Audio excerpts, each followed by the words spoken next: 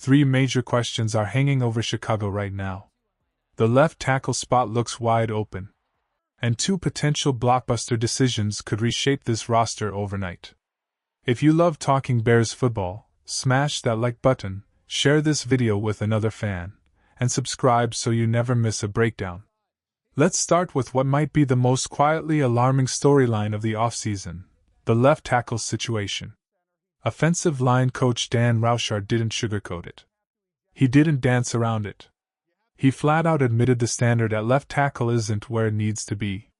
And when a coach with his resume speaks that directly, you listen. Roushar has been around elite offensive line play for a long time. He coached in New Orleans. He worked with Terron Armstead, one of the premier left tackles of his generation. He knows exactly what that position is supposed to look like. So when he says the Bears don't currently have someone consistently meeting that level, that's not casual commentary. That's a flashing warning sign. He met with all three players who rotated at left tackle last season: Braxton Jones, Theo Benedict, and Azeez Trapilo. His message: there are traits in the building. But traits aren't enough. Consistency is what defines that position in the NFL. And right now, consistency isn't there. Think about that for a second. If you're building around Caleb Williams, how comfortable can you really be heading into a season without a locked-in answer protecting his blind side? That's the big question. Trapilo was developing, sure. But he's expected to miss most of the upcoming season. Ryan Poles already acknowledged that timeline. If Thanksgiving is the earliest realistic return window, are you really planning your protection around that? Probably not. Maybe the smartest move is patience. Let him fully rehab. Don't rush him back. Get him right for 2027 instead of gambling with 2026. That might frustrate fans in the short term, but long-term stability matters. Internally, what are the options? Theo Benedict has flashed some ability, but pass protection inconsistencies showed up. Braxton Jones could return, but he's heading toward free agency. Kieran Amegadjie dealt with injuries and hasn't locked down a role. There are bodies. There are traits. But there's no clear-cut solution. So that pushes the conversation outside the building. Free agency always brings tempting names. Rasheed Walker is the high-end option, but you're talking serious money, potentially $20 million a year. Cam Robinson could be a bridge option. Jonah Williams has experience at left tackle even if he's played on the right recently. Jedrick Wills, Joe Noteboom, Vidarian Lowe, these are competitive depth-type options. Then you've got the veteran wildcards. Trent Williams' contract situation in San Francisco has been complicated. Taylor Decker in Detroit has been mentioned as a possible cap casualty despite announcing he'll return. If Decker somehow becomes available, that could make a ton of sense. Short-term stability. Familiarity with Ben Johnson's system. A bridge solution without committing 5 years of cap space. But let me ask you this, is patching it together the right move, or should the Bears go big and draft their future cornerstone? Because the draft offers some fascinating possibilities.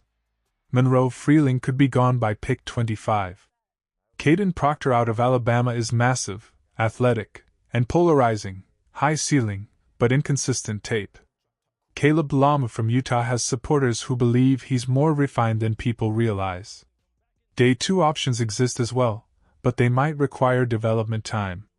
And here's something we all know, you can never draft too many offensive linemen. Injuries happen. Depth gets tested. Elite tackles don't grow on trees. Now let's pivot to another major storyline, Tremaine Edmunds. The Bears are allowing him to explore trade options.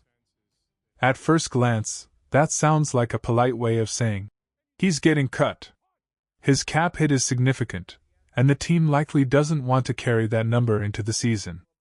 But here's where it gets interesting. Albert Breer pointed out something most fans forget.